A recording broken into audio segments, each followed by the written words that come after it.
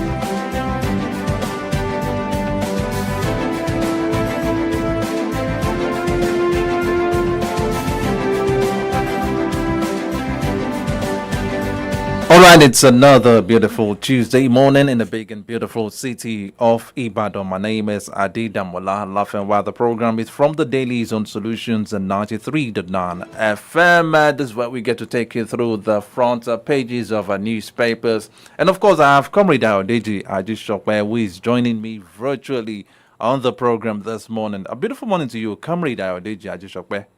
Yes, a beautiful morning to you in this sprawling city of Ibadan this Tuesday morning, my dear comrade brother, and of course, our listeners and viewers, wherever they may be located. All right, it feels so good to have you on the program, Comrade Aodeji Ajishokwe, this morning. And we have barely 27 minutes to spend on the program today, so let's swing to action right away. Now, the story, one particular story that takes center stage on virtually all the papers we have this morning is another set of killings in Plateau State.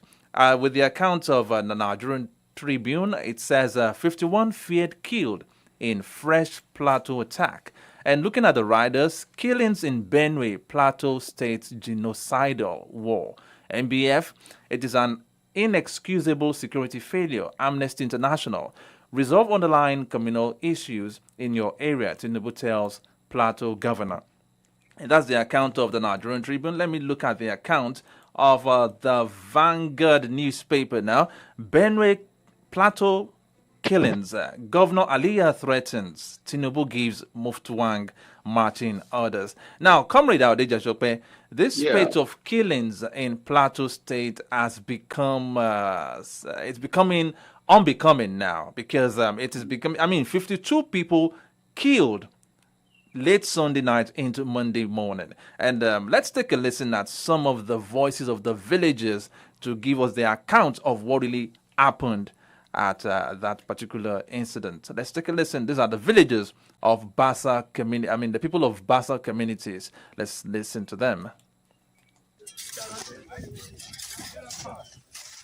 Yesterday night, while our people were vigilant and also taking note of their surroundings, around about 12, after 12, we discover some militiamen known as headsmen who invaded Ziki, Kimakwa community in Kol district of Irigwe Chiefdom, Bassa local government area. They started shooting, they burnt houses, they macheted people, and as I speak, we have recovered about 51 dead bodies on ground. And then we are still searching. I will not say that is the end, but we are still searching on other corpses around the bushes. And that is the situation of what happened. So Fulani headsmen invaded this community, killed and macheted the Irigwe people. I am telling you, the situation is very disheartening, very sad to see. If you turn your camera to look at women, children, aged crying, you will yourself, even as journalists, also join in shedding tears because the situation is bad. To say a single attack, over 50 people have been killed, honestly speaking, is one of the kind that we have never had in this nation. Honestly, as a nation, we are sad by this event, and honestly, something needs to be done to put a halt to this. Fulani people have been killing us in this our community, and several times they will come and attack us. We Irugwe people have never gone to their Ruga to attack them.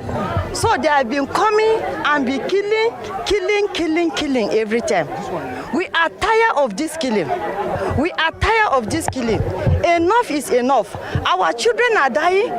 Our mates are dying. Our husbands are dying. Our crops have been raised down by this Fulani hitman. So we are tired. Enough is enough. From last year, if I will give you the account of women that lost their husband, we have about 570 something women that Fulani people killed their husband.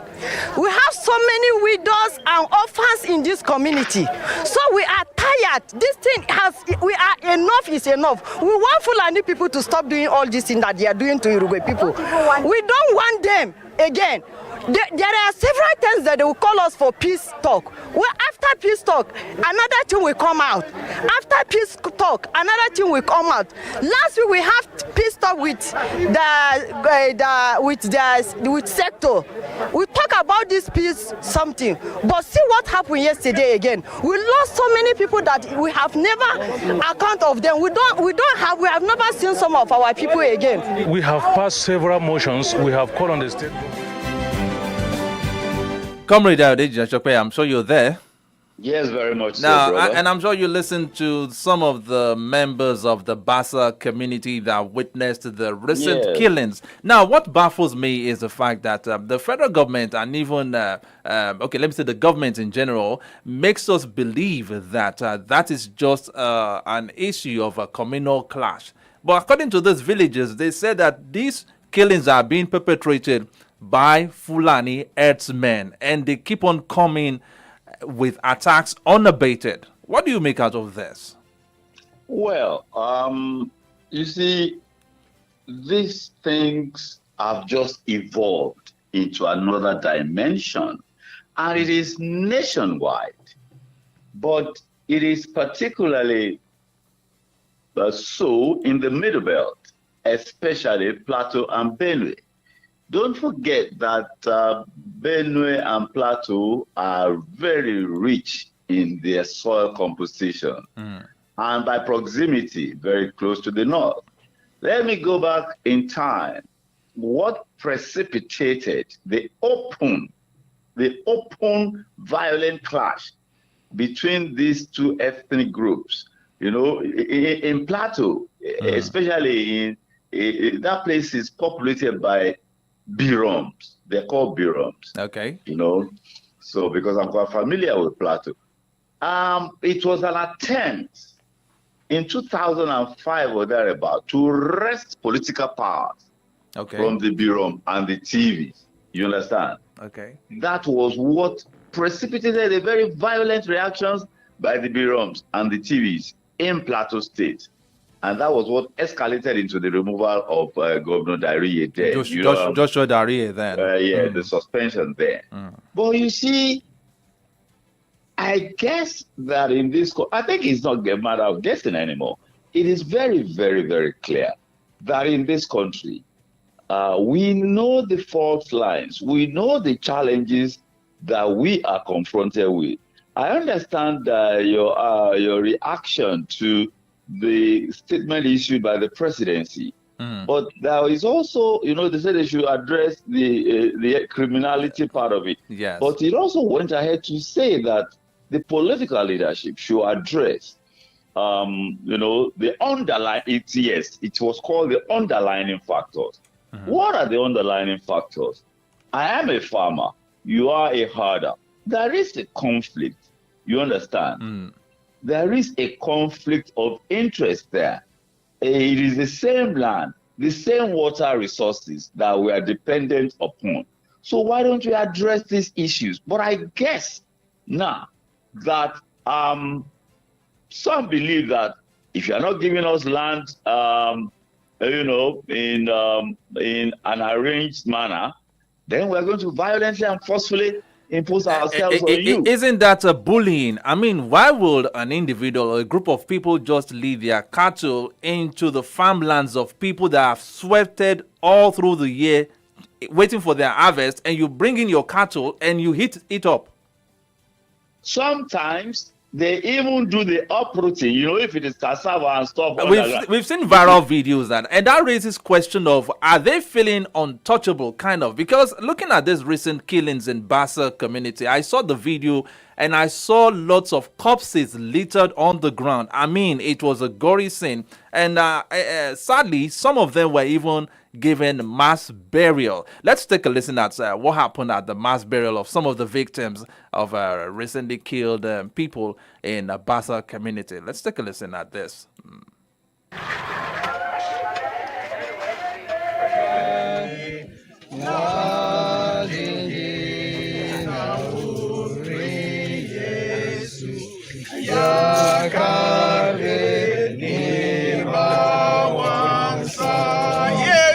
Yesu, Yesu, inasonga kainade machetone.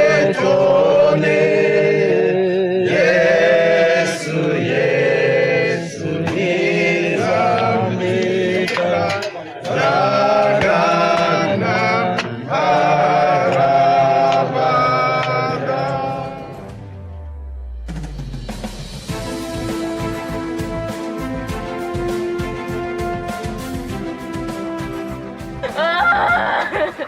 Aku anak ya.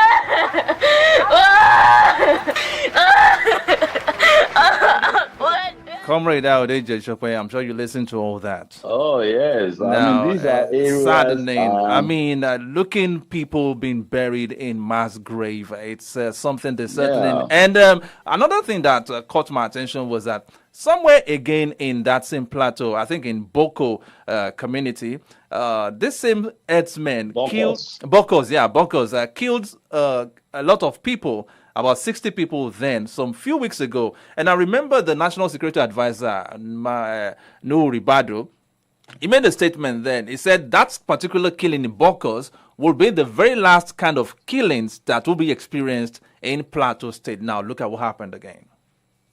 Yes, you will be surprised that in Jos, there is the 3rd Division of the Nigerian Army.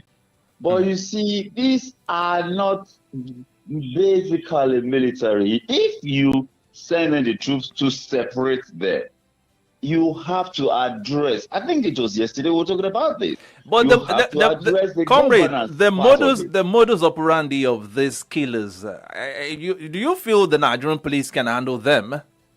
I didn't say the Nigerian police, troops, I said. You said that should the troops handle this issue or the Nigerian police? In the circumstance, we know the Nigerian police is not in a position, believe you me, men and materials wise, and even sometimes in terms of command structure. You understand? Even in the southwest here, in Oyo State, what do they do to the Fulani? We're going to have to confront this. What did they do to the Fulani herders if we go and report? What do they do? Even in here. Not to talk about. Now, the command structure is the hindrance there. And nobody wants to, they say they don't want to lose their job. So they just say, from above. Now, when the military comes in to separate them as it were, you understand? You have 1 minute remaining.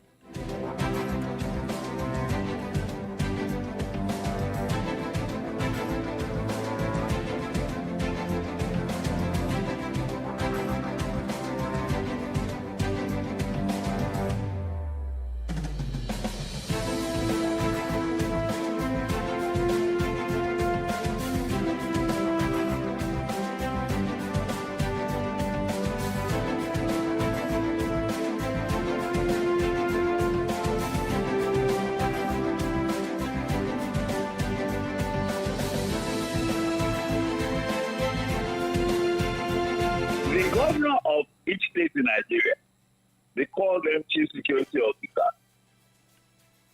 Which security apparatus does he command? Which security apparatus does he control? Which security apparatus will he deploy in this circumstance? He is he himself is dependent even on his personal security. The governor called chief security officer is dependent on federal apparatus. So why don't we address these issues?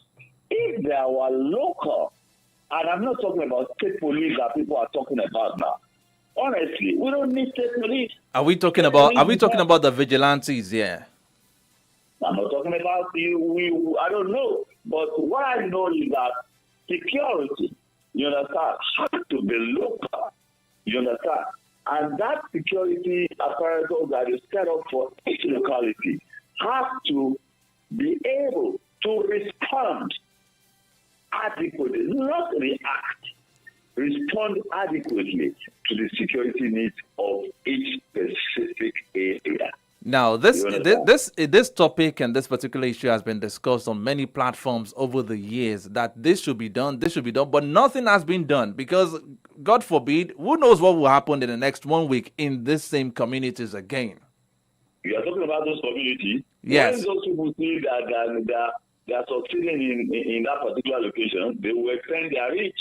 If they are succeeding in Plateau, well, let's so who is going to put an end to this bullying, this genocidal killings? Those who are in control of the security apparatus and the political leadership of this country. Do they have the political will? I don't think so. And the reason why they do not have the political will is that what they are dealing and trying to resolve is their own personal political ambition. Therefore, it is political expediency that they will apply, not the interests of the people. It is never about the interests of the people. These guys are expendable, just like bullets. If they thought that Nigerians are of importance, they will address these security issues. They are not addressing it. It's not as if this is not rocket science. It's not as if they don't know what the issues are. But you see, they leaders think about the next generation, but politicians think about the next election. And in fact, somebody told me yesterday that he does not pity Mutswang. And the man that told me should know. And I asked why. He said, even Mutswang himself, in his desperation to win whether election or re-election, he was responsible for the shipping into that territory some of those who are terrorizing them now. And you see, when you bring them in, how do you get them out? But we can't substantiate that particular story now. Exactly. But we don't know how true that is. We had in 2014.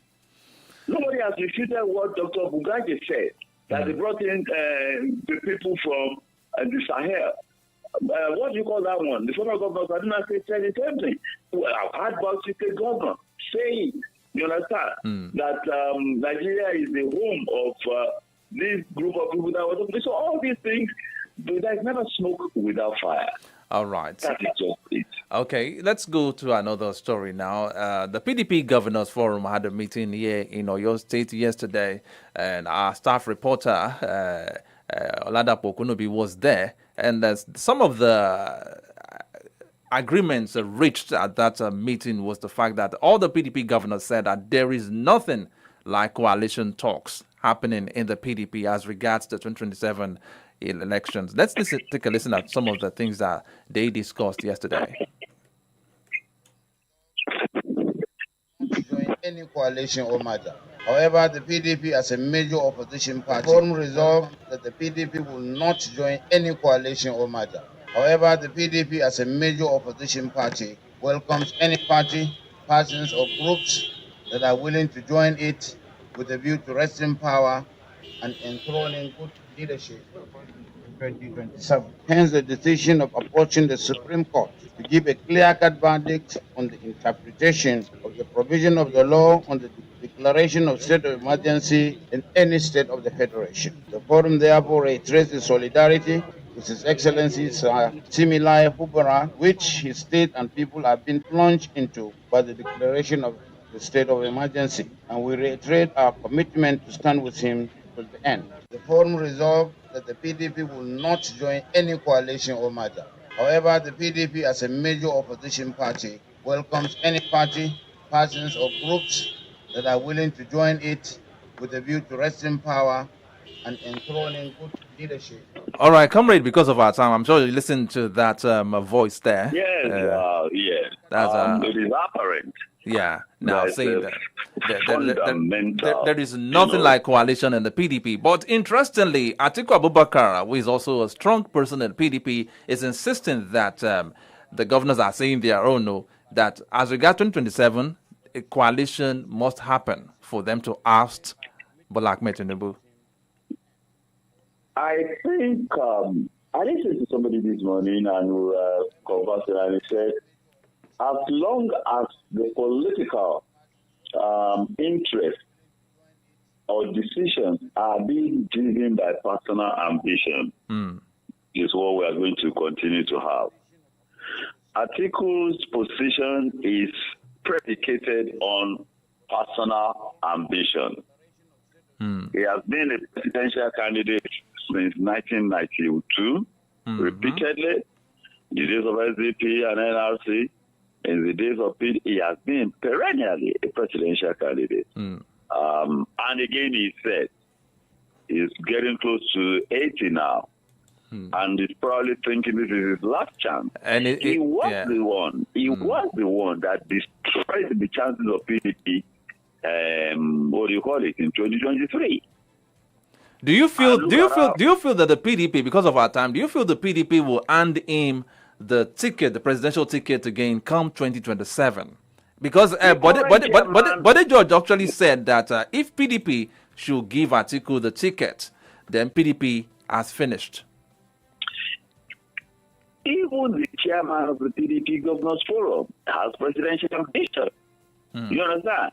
Okay. And he's going to use his position as chairman of PDP to ensure that, in fact, in 2023, he had ambition too, but he was reined in, you understand, under the influence of Atiku. He was reined in.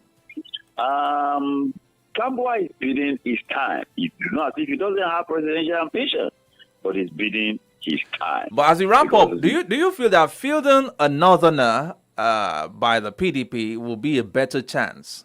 Because the Bode George said something about rotating it. Damola, yes, they are banking. Those northern elements are banking on the support and goodwill of the former president, Muhammadu Buhari. You see how they have been going there to have lunch and have dinner and have breakfast. Yes. They are banking on his goodwill. That those 11, 13 million votes, if they can still get even 5 million from it, gather votes in some other places, they should be able to defeat Bola Ahmed Tinubu. All right. Or is it Bola Ahmed Tinubu or the APC? Oh, the APC. So that is the calculation. So let us see how it pans out. Okay, let's see how it turns out. Comrade, thank you very much for being a part of the program this morning. My pleasure. Definitely, we'll have more time to talk about these and other issues in the course of the week. By God's grace. All right. And you too, sir. All right, I've been having a wonderful conversation with Comrade Ayodeji Ajishope virtually, and we've discussed issues as regards the killings, the recent killings at Plateau State and Bassa community, and also the PDP Governors Forum's meeting that was held in Oyo State yesterday. Well, that's the wrap for today. We'll be back again tomorrow morning for a fresh edition of From the Dailies on your Sipuda Solutions 93, the 9 FM. My name is Ade Damola Lafewa. Once again, I'm saying good morning.